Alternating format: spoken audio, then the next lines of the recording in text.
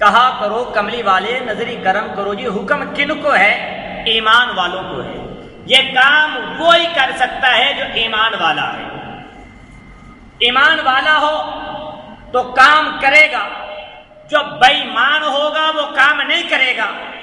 وہ یہ ہے کہ کام نہیں کرے گا کیونکہ یہ کام ہے تو ایمان والوں کو ہے۔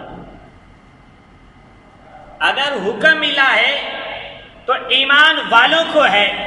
خالق کائنات نے تو بے ایمانوں کا ذکر ہی نہیں کیا، جب بھی ذکر کیا ہے تو ایمان والوں کا ذکر کیا۔ ایک سوال پیدا ہوتا ہے، اللہ نے منع کیوں کیا اور حکم کیوں دیا؟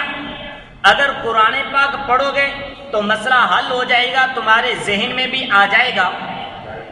میرے تیرے نبی پاک صلی اللہ علیہ وسلم نے اعلان نبوت کیا، فرمایا لوگو جن کو تم اللہ مانتے ہو، جن کو تم سجدہ کرتے ہو، جن کی تم پوجا کرتے ہو، جن کو تم رب مانتے ہو، ان امیدوں سے رکھتے ہو، ان کو مشکل کشا سمجھتے ہو، ان کو حاجت روا سمجھتے ہو، یہ بت تمہارے حاجت روا نہیں ہے، یہ بت تمہارے مشکل کشا نہیں ہے، یہ بت تمہارے اللہ نہیں ہے، یہ تمہارا خدا نہیں ہے، یہ تمہارا معبود نہیں ہے، یہ تمہارا رازق نہیں ہے، یہ تمہارا خالق نہیں ہے، رب العالمین نہیں ہے، یہ تمہیں بارش عطا نہیں کر سکتے، یہ تجھے کچھ دے نہیں سکتے، یہ اپنا آپ بچا نہیں سکتے۔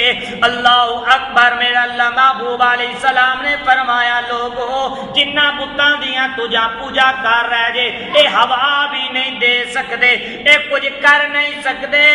تے فرمایا لوگو اے وہ وحدہ لا شریک ہے، او کریم ذات جس کی شان ہے قل هو اللہ احد اللہ الصمد لم یلد ولم یولد ولم یکن له کفوا احد۔